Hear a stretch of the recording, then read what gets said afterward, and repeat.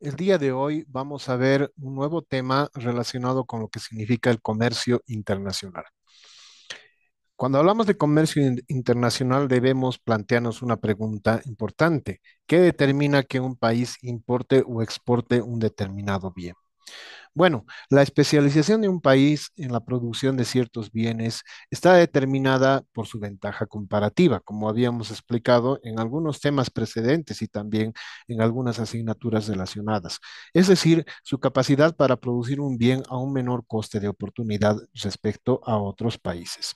Factores como dotación de recursos naturales, nivel tecnológico, clima y capital humano influyen en estas decisiones y la interacción consiguientemente entre estos elementos va a ser la que va a definir qué bienes se exportan, aquellos con ventaja y cuáles se importarán, es decir, aquellos que otros producen de una manera más eficiente. Otra pregunta que se plantea con relación justamente a este tema es quién gana y quién pierde en el comercio libre entre países.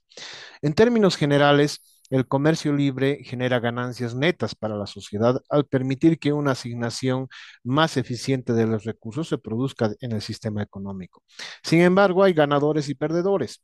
Los consumidores se beneficiarán con precios más bajos y mayor variedad, mientras que ciertos productores locales pueden perder competitividad frente a las importaciones más baratas que se vayan produciendo en el sistema. También se plantea cuáles son los argumentos que se usan para defender las restricciones al libre comercio.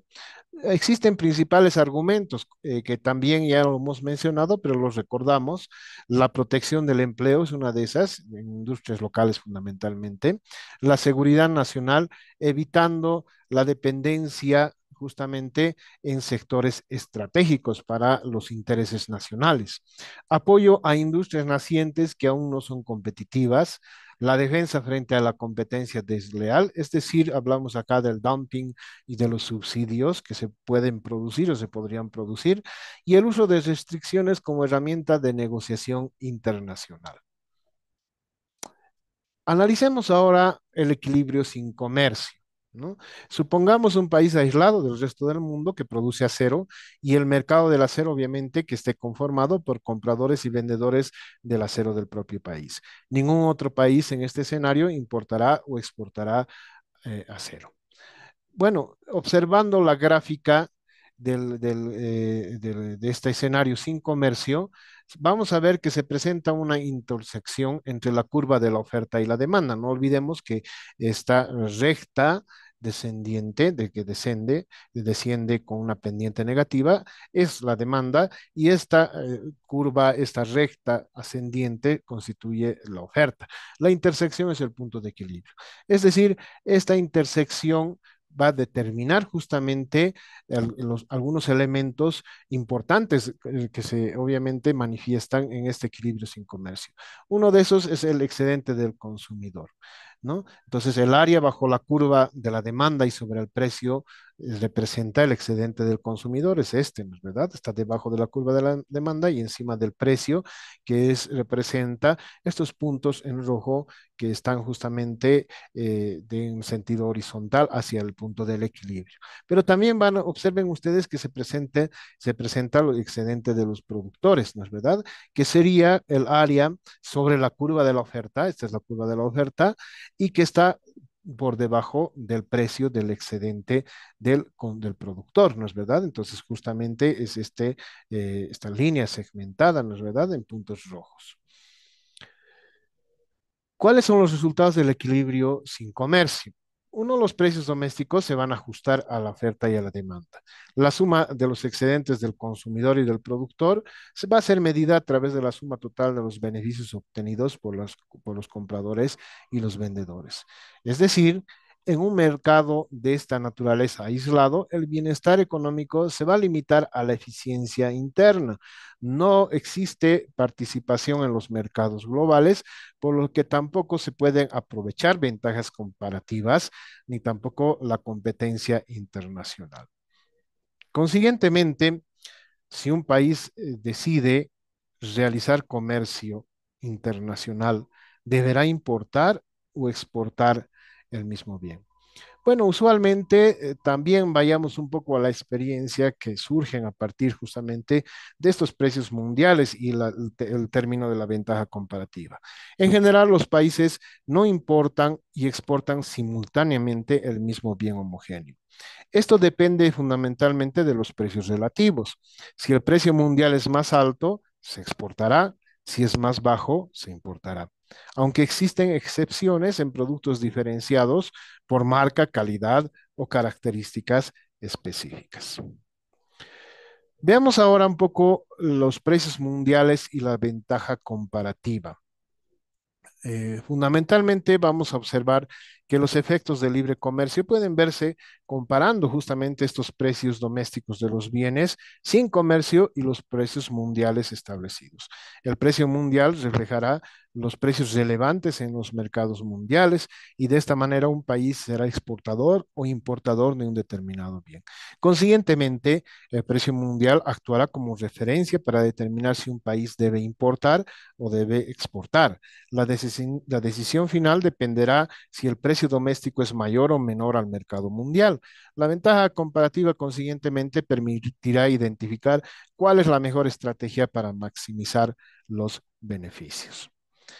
Sigamos dentro de lo que significa los precios mundiales y la ventaja comparativa.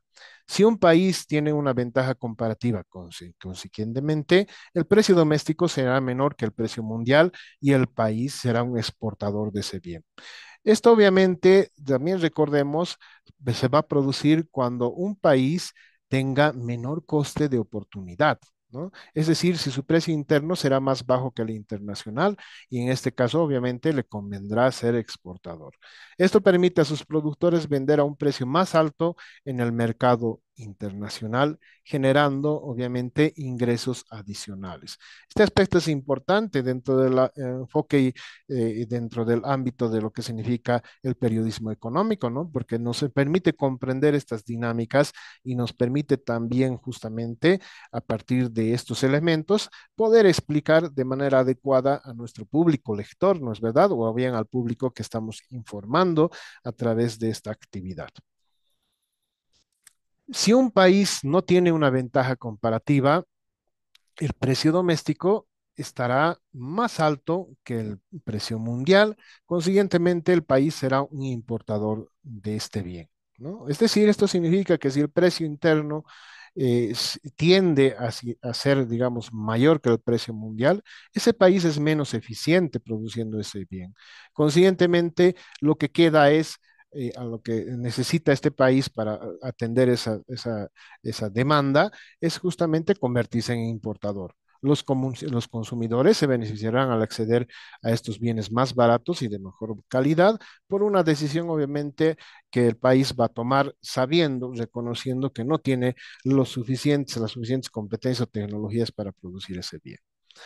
En el gráfico siguiente vemos cómo es el comportamiento del país, de un país exportador. Otra vez tenemos el gráfico de la curva de la oferta a la demanda, la intersección, y también tenemos una línea, en este caso que está de color lila, que nos da la referencia del precio mundial, es decir, un precio de referencia. Entonces tenemos, y esto marca dos hitos, ¿no? Ya habíamos visto el punto del equilibrio en una situación sin comercio se constituye el precio antes de comerciar y el precio después estaría determinada por el precio mundial. Entonces, si observamos, la cantidad ofertada domésticamente superará la cantidad demandada a un precio mundial. Consiguientemente, bueno, el destino del excedente será la exportación, lo que obviamente mejorará el ingreso de los productores locales que ahora reciben un precio mucho más alto. Entonces, la consecuencia directa justamente de este proceso es la exportación. Veamos ahora cómo el libre comercio afecta el bienestar en un país exportador, ¿no? Entonces, observamos en este caso, otra vez trazando lo que significa la curva de la oferta, la demanda, el punto del equilibrio, el precio mundial y el precio antes de comerciar, que los productores van a aumentar su excedente, ¿no? Ya que venden a un mayor precio. ¿no? Por el contrario, los consumidores en este escenario que estamos justamente analizando, van a perder un poco su poder adquisitivo, ¿no? Ya que tienen que pagar precios más altos. Aún así, el excedente total del país se incrementa. Entonces, ustedes pueden apreciar en el gráfico justamente que está en el área pintada de color celeste, eso se constituye justamente el excedente total y está incrementado. No obstante, en este tipo de situación, como lo hemos mencionado, los productores, es un escenario ideal para los productores, pero no tanto así para los consumidores, ¿no? Porque tenderían a perder ese poder adquisitivo. ¿Cómo el libre comercio afecta el bienestar, sigamos, con el país exportador, ¿no?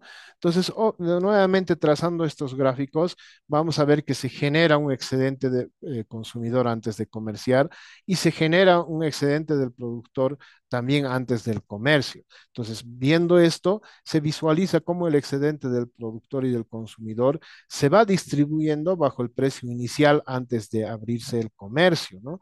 Y esto obviamente nos permite medir el cambio en el bienestar posterior que va a surgir producto del comercio, ¿no? Se darán cuenta ustedes que este excedente se va justamente amplificando, ¿no? Entonces, tenemos un área amarilla antes del comercio, pero vamos a tener justamente después del comercio un área incrementado, ¿no? Con los segmentos que estamos observando, que son los segmentos A y B, sumadas al C, ¿no?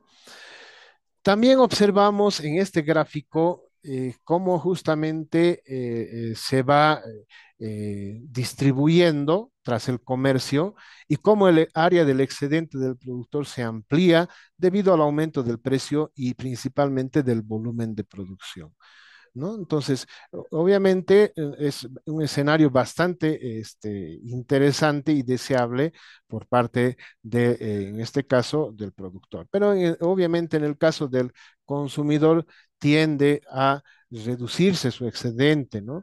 Sin embargo, el sistema genera pues una ganancia que está representada en este caso por el área D, por el triángulo formado en el área D, que representa la ganancia neta del comercio en el sistema, ¿no? Bueno, esto ya, bueno, hemos explicado, pero ahora viéndolo en tablita, ¿no? En los cambios en un país exportador, vamos a observar que los consumidores tienden a perder, ¿no? Es justamente todo el área B. Aquí está justamente con signo negativo, eso significa una pérdida. Pero los productores ganan, ¿no? Esta área de B más D es el excedente del productor. Y si hablamos en términos del sistema, entonces observamos que el sistema en sí mismo crece en el área D, ¿no? Y lo que en todo el sistema, lo que demuestra que el libre comercio mejora pues justamente la eficiencia, aunque redistribuye el bienestar interno, ¿no? Entonces, obviamente es una ganancia del comercio, pero que en este caso tiende, digamos, a disminuir las expectativas, especialmente de los consumidores. Bueno, ya concluyendo en ese punto, vemos que el comercio del país se beneficia en su conjunto, ¿no? Entonces, los productores domésticos estarán mejor, los consumidores domésticos estarán no tan bien, estarán peor, ¿no? El comercio aumenta el bienestar económico de la nación en su totalidad, pero a desmedro de lo que justamente hemos visto, ¿no? Esto es clave para comprender por qué algunos sectores presionan para mantener las barreras. Algunos, especialmente los productores, dicen que sí se exporte, ¿no? Queremos que se exporte, va a ingresar al país más economía, más empleo, más dinero, pero ya estarán dándose cuenta también porque otros sectores dicen no, ¿no? No, no es totalmente beneficioso, ¿no?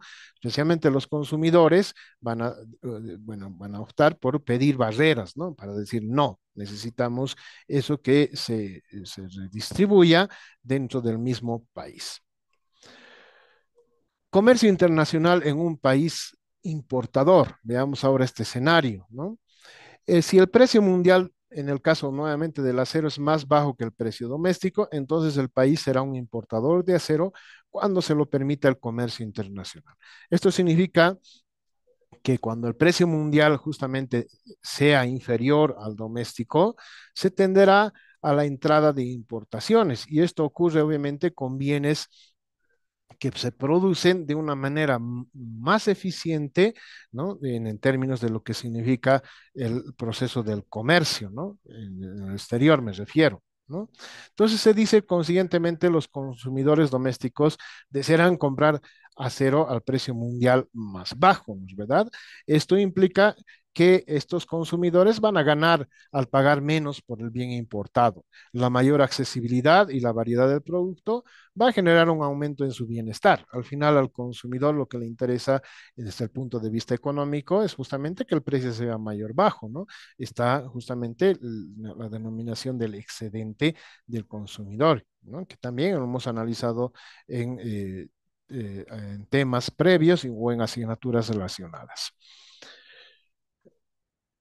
Consiguientemente, el comercio internacional en un país importador, los productores domésticos del acero, en el ejemplo que estamos mencionando, tendrán que disminuir su producción porque el precio doméstico se acerca al precio mundial, ¿no?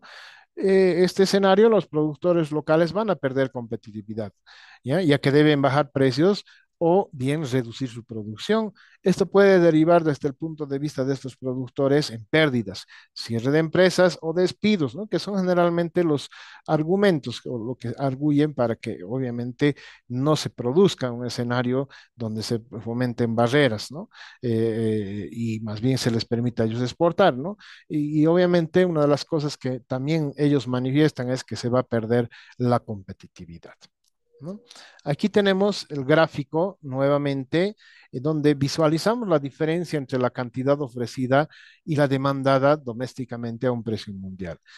Observen que esta brecha es cubierta justamente por las importaciones, ¿no? Y en este caso, como se darán cuenta, los consumidores van a ganar, pero los productores van a afectar una caída en su ingreso, ¿no es verdad? Entonces, observamos también en este gráfico esta área que está formando entre la intersección del precio mundial en la oferta y la demanda va a producir una importación. ¿En qué? En una cantidad doméstica demandada y una cantidad doméstica ofertada, ¿no es verdad? Entonces, se observa justamente que este desbalance se va a resolver a través de la importación.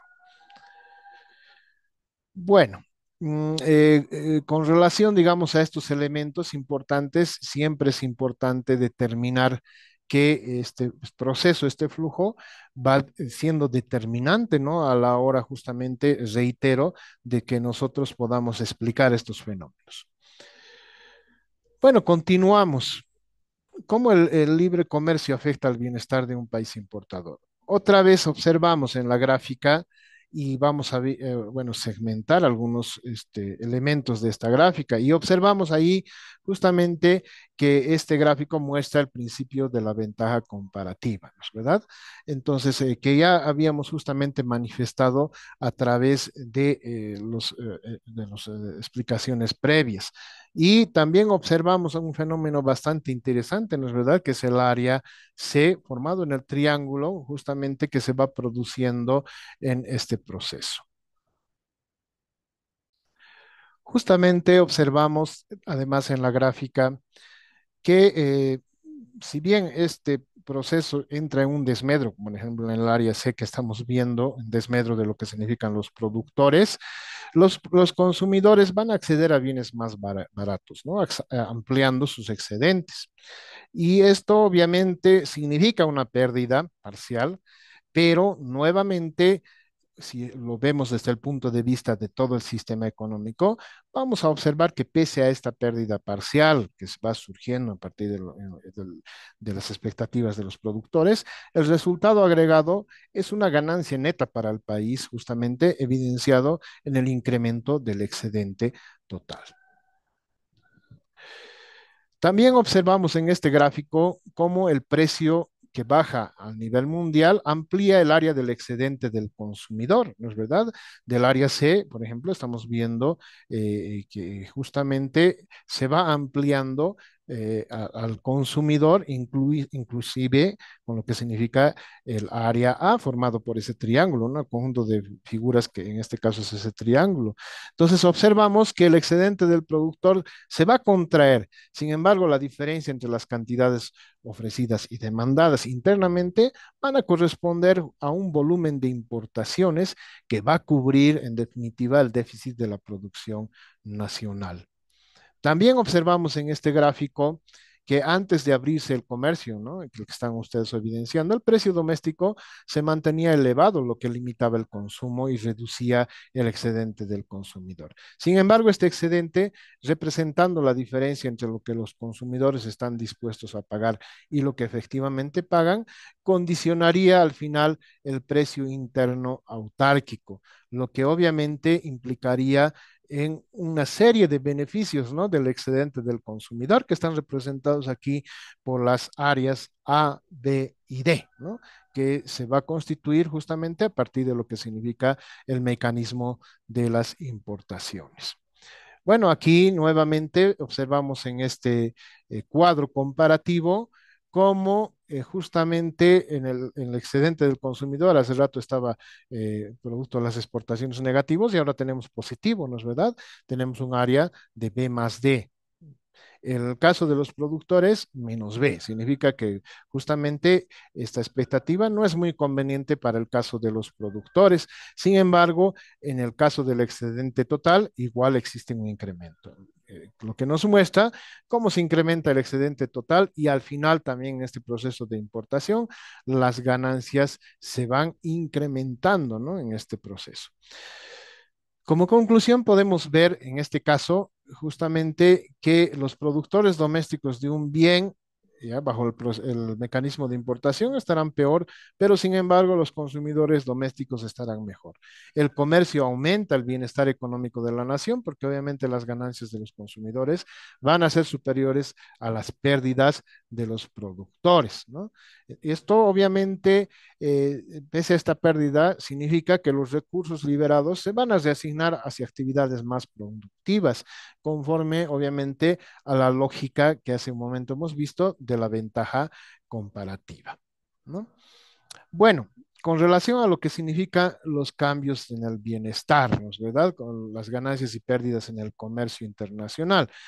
Primero las decimos que las ganancias de los ganadores exceden a las pérdidas de los productores y la variación neta es un excedente total superior a un proceso en el cual no existiría comercio. Esto significa que las ganancias agregadas del comercio internacional siempre van a superar las pérdidas individuales, de acuerdo justamente bueno, con el precepto esencial de la economía que se denomina el precepto fundamental del bienestar. Toda economía tiene que estar dirigida en ese sentido, ¿no?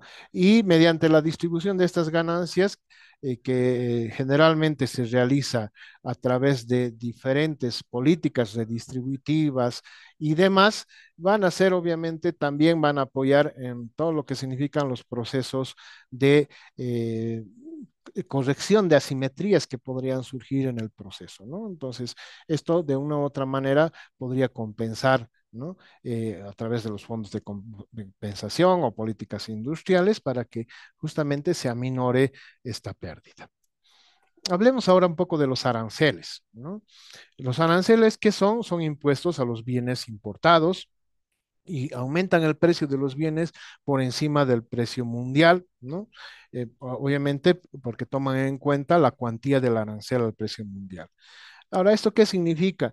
Que si bien estos aranceles elevan artificialmente el precio del bien importado, reduciendo su consumo y favoreciendo a los productores nacionales, que ese es un poco de los propósitos, esta protección va a generar de cierta manera una distorsión en el mercado y una pérdida de su eficiencia, ¿no? Observamos en este gráfico también de la oferta y la demanda que se muestra, ¿no? Cómo el arancel eleva el precio doméstico por encima del precio mundial, lo que obviamente indica una reducción de las importaciones, ¿no es verdad? De este Q2, ¿no? D a Q sub 1D, ¿no es verdad? Está justamente en proceso de reducción, ¿no? Y esto implica una expansión artificial de la producción local, una disminución del excedente del consumidor y obviamente una ganancia para el gobierno por recaudación arancelaria. Aquí justamente ven este desnivel entre el precio mundial y el precio con arancel. Este desnivel es la ganancia del gobierno, pero a través de este proceso se va a realizar una pérdida irrecuperable de la eficiencia, representada obviamente por los triángulos, ¿no? Que ilustran un coste de oportunidad perdido. Me refiero justamente a estos triángulos que se van formando aquí, ¿no? Ese es entonces el efecto. Consiguientemente, un arancel reducirá la cantidad de importaciones y moverá el mercado doméstico a conseguir un equilibrio sin comercio. Con el arancel, el excedente total del mercado va a disminuir a una cantidad que es la que justamente hemos nosotros mencionado, una pérdida irrecuperable de la eficiencia. Esto obviamente va a producir, entre otros aspectos, decisiones económicas como el desvío de recursos hacia actividades menos productivas y obviamente al encarecimiento de los bienes esenciales en muchos casos, ¿no? Los efectos de una cuota de importación. ¿Qué es primero una cuota de importación? Establece un límite a estas cuotas físico a la cantidad de un bien que puede ser importado. A diferencia del arancel, no genera ingresos para el Estado, me estoy refiriendo a la cuota de importación, a menos que las licencias de importación sean vendidas. Consiguientemente, las cuotas también pueden elevar el precio doméstico y favorecer a los productores locales, pero van a introducir distorsiones adicionales como la formación de rentas, por ejemplo, monopólicas para los denominados licenciatarios, ¿no? O sea, son personas que tienen las licencias en las actividades comerciales, ¿no? Entonces, aquí por eso se dice, es una limitación a la cantidad de producto que se puede importar. En el gráfico que ustedes observan, representa cómo la cuota genera un nuevo equilibrio con menos importaciones y precios más altos, ¿no es verdad? Entonces, la oferta local obviamente se va a incrementar, pero la producción adicional no va a reflejar una ventaja comparativa. Parte del excedente del consumidor será transferido a los productores y licenciatarios y otra parte se va a perder por la ineficiencia económica, ¿no es verdad? Este obviamente nuevo equilibrio no significa que vamos a tener nosotros necesariamente una eficiencia, ¿no? Eso es lo que nos muestra este gráfico. Los efectos de esta cuota de importación son que los consumidores domésticos van a perder, ¿no? Por eso dice acá, cuando la cuota sube los precios por encima del precio, los compradores estarán peor y los vendedores domésticos estarán mejor, ¿verdad? Precios más altos, menos acceso para los consumidores. Los productores ganan con lo que acabo de mencionar. Sin embargo, los propietarios de licencias de importación estarán mejor porque tendrán un beneficio por comprar a los precios internacionales y vender a los precios domésticos más altos. Venden más caro, eso significa productos comprados a bajo precio.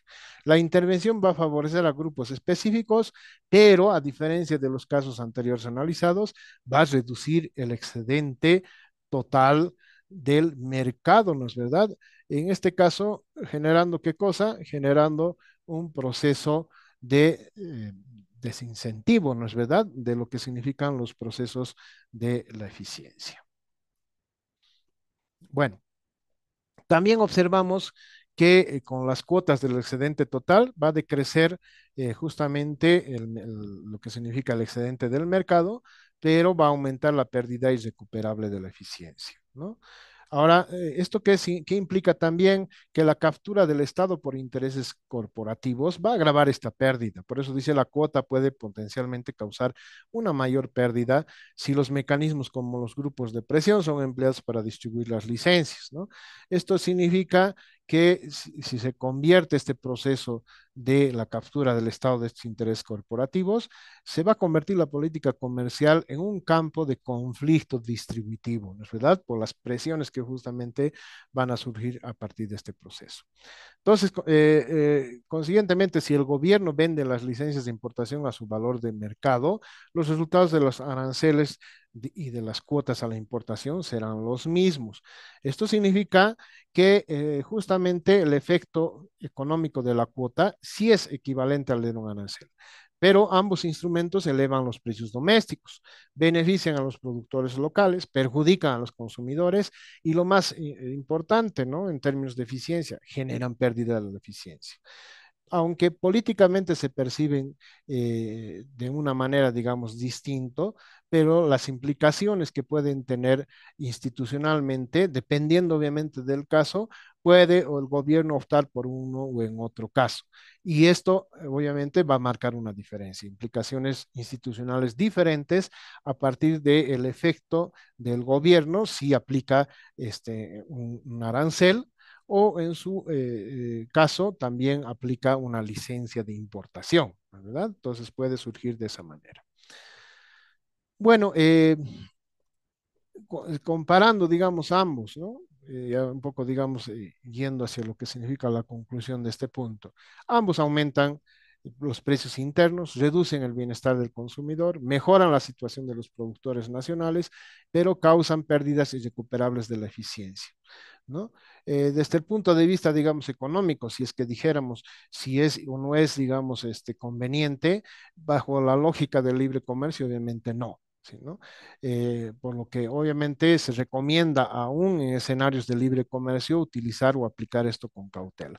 Sin embargo, desde el punto de vista de las políticas económicas, desde un estado, digamos, donde toma una mayor atención, digamos, la gente, el consumidor, entonces, obviamente, estas no serían deseables. Se tendría que incentivar, como hemos visto hace un momento, un escenario en el cual se produzcan importaciones o bien destino de lo producido en el país para atender las necesidades, en este caso, de los consumidores, ¿no? Entonces, esa es una diferencia fundamental. Bueno, ya finalizando, ¿cuáles son los otros beneficios del comercio internacional, ya en términos generales? Uno, vamos a aumentar la variedad de bienes y servicios disponibles. Una ampliación de los mercados de las economías a nivel, digamos, de escala global, ¿no? Estímulo a la competencia, ¿no? Estamos viendo ahí, por ejemplo, a partir de los procesos que hemos explicado, cómo se mejora la calidad y se reducen los precios, y también la innovación, dice, se promueve la innovación, que significa obviamente el fomento a la innovación tecnológica mediante la transferencia de conocimientos y la presión competitiva. ¿Ya? Entonces, inicialmente, con relación a este tema, son los aspectos más importantes con lo que significa el comercio internacional.